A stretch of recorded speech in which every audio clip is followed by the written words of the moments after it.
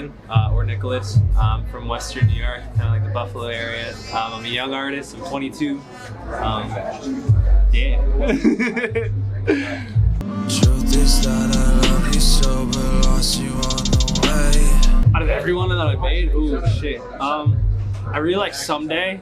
I think Someday is like some of my best work. I self-produced that beat too, so it's like really proud of that one. Too much, I fall in love way too much. Yeah, so I used to like fuck around on electric guitar a little bit when I was younger, and I think like listening to like shit like just like playing instruments and then like getting into like electronic music kind of influenced me to want to make my own shit. So when I was like 14, I started making beats. I used to take loops off of Looperman and like stitch them together on Audacity. So that's kind of how I started. And then I got FL Studio when I was like 15 or 16. So, yeah. What the fuck you expect from the kid? I got demons in my orbit that I'm trying to raid. No. I was just like in a really fucked up spot when I wrote that, and I was just like, you know what? I'm gonna put that out. It's crazy because that came out, I think, like almost exactly 2 years ago. I think it was like 2 years and like a week or something like that. Because I was looking last week and I was like, holy shit, like 2 years ago. But no, I didn't know that song was gonna pop off. I never knew like any of my music would like get any traction whatsoever. I was just kind of doing it for me. All the shit that I deal with, I act on a whim. I'm like a fish out of water. So when I put out Lacuna, that was like when it first like hit me that I was like, yo, like people really fuck with this. I remember being at my friend Nolan's house, and this was like shortly after Shinigami had dropped one of his, I think it was like his second to last project, or maybe third to last project. And we're like bumping that, and like the next day I was supposed to release Lacuna, and within like 24 hours it like picked up, and some of the songs were getting like thousands of plays, and I was like, this is nuts. Like, I don't know. I've never expected my music to go anywhere, so it's surreal being here right now. It's a cool if I bring my homie in for this. Yo, Keem. Yo, Keem. What's up? What's up? Yeah. What's up?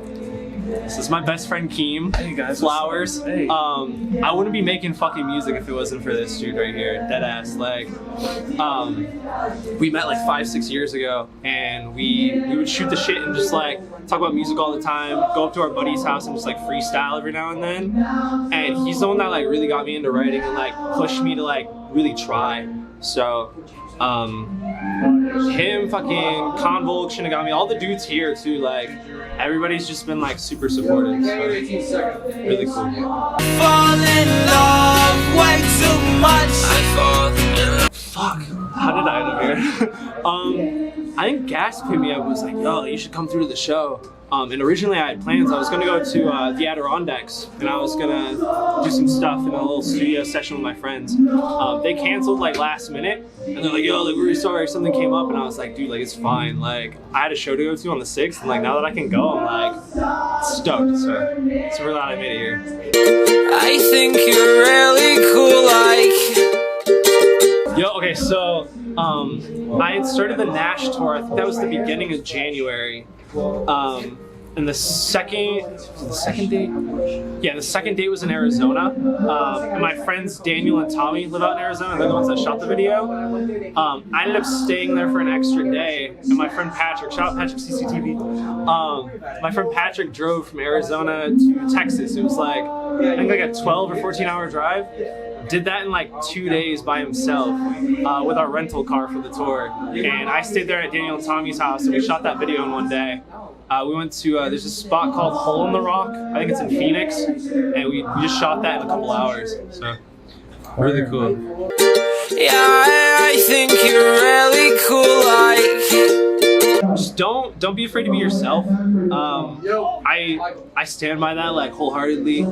I think it's really important to just like express yourself and just like do you.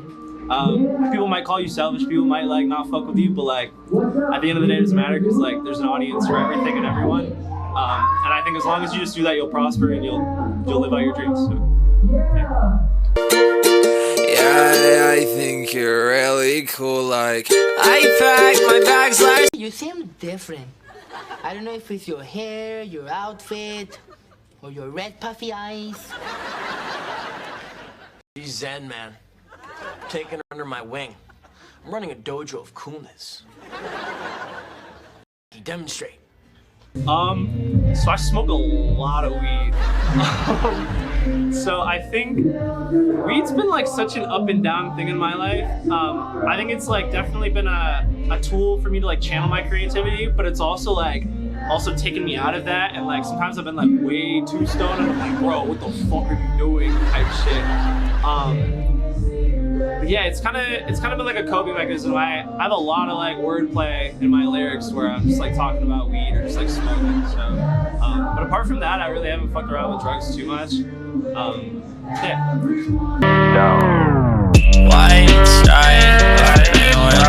A lot of shit for this. Strawberry white owls hit, bro. Like, they're so flavorful. I used to smoke a lot of Swisher Sweets, but they're kind of trash. I'm gonna get lost for this too. I can't roll blunts. I write a lot about it, but I can't roll blunts. I can only roll joints. But I like raw cones for their convenience, just because you can pack them and twist them up. Yeah.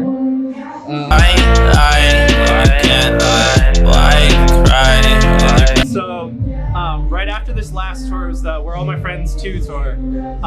We booked an Airbnb out in LA. We had a bunch of people from the tour and like a couple of our friends come through, and we threw like a little get together. And we're pretty sauced. There's another photo in here somewhere. Oh no, I didn't put it in here. Okay, so on my Twitter, I don't know if you want to use this photo too, but on my Twitter there's a photo of me holding this giant bottle of Jack, and I'm fucking super sauced in that. That was from the same night. But yeah, we just had like a little after tour after party. It was really fun. Word. Yeah.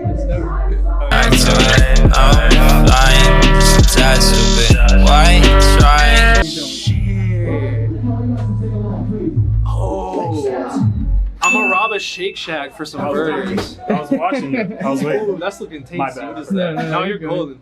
But yeah, I'd rob a Shake Shack for some burgers, because those things hit.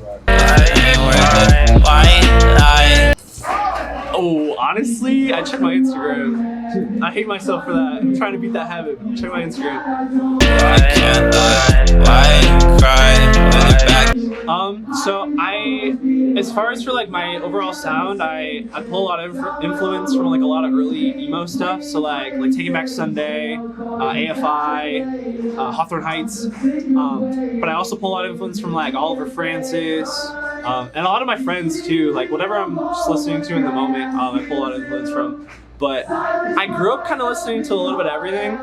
I actually found, I think it was like last year, I found this CD that I had burned when I was 9, and it had like, I think it was Jaquan and Andy Milonakis on it, and then it had like Bring the Ruckus by Wu-Tang Clan. Just a bunch of like random shit, but it was like, it'd go from like that to like Fat Lip by Sum 41, or like Stay Together for the Kids by Blink. So I'm kind of all over the map as far as my music taste goes.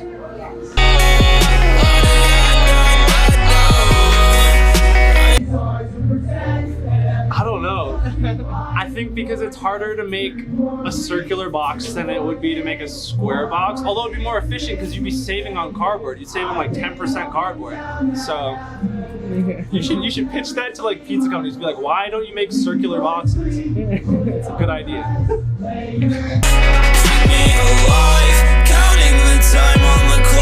I think my most meaningful You got one- Edward Scissorhands? Yeah, this is my favorite one. So I got this Soho Inc. in New York. I forget the artist's name, but he's like an award-winning artist from Brazil. I walked in there and I was like, I don't know what I want to get. And I was like, I've kind of wanted an Edward Scissorhands tattoo for a while. So I showed them a picture and they're like, I got the perfect artist. And I was like, okay. Dude came over and I was like a little nervous, a little hesitant. And he was like, have you seen my portfolio? And I'm like, nah. And he shows me his Instagram and it's like, I'll actually pull it up really quick. He has the most beautiful portraits that I've ever seen. Crazy shit. I think that's probably my favorite tattoo. As far as like most like meaningful tattoo, it'd probably be this. This is my first one. It's the Philosopher's Stone. It's a mental alchemy symbol that represents flipping a negative to a positive. And then I just got this one. I just got this one not too long ago. It's a Junji Ito tattoo. It's from this manga called Uzumaki. It's a horror manga about these people that are like obsessed with these spirals. Really interesting. I highly recommend checking that out. Until it's 5 minutes until it's just Aliens, I believe in them. I think anybody that doesn't believe in an alien is a goofy. Super goofy. Aliens are totally real. I think if aliens aren't real, there's definitely like other life forms that live on different planets, especially Mars. I'm like a firm believer in the fact that there's other life forms on Mars. Master arrives. Lie down on the floor, you'll be fine. Alright, cool. I've got some singles lined up for the next few months. I have an album, so I don't know if I want to drop, because I've been working my ass off on this album, but it's like so hard to finish because I like got to be in the right mindset to record. So I don't know if I'm gonna drop an album just yet or like 2 EPs like separately. But I'll definitely have a project out probably like August or September. So look forward to that. My name's Guardin. Hope y'all are having a great day watching this. Drink more fucking water. Take care of yourselves. Take care of each other. Shout out Grooverelly for this interview. Fucking much love.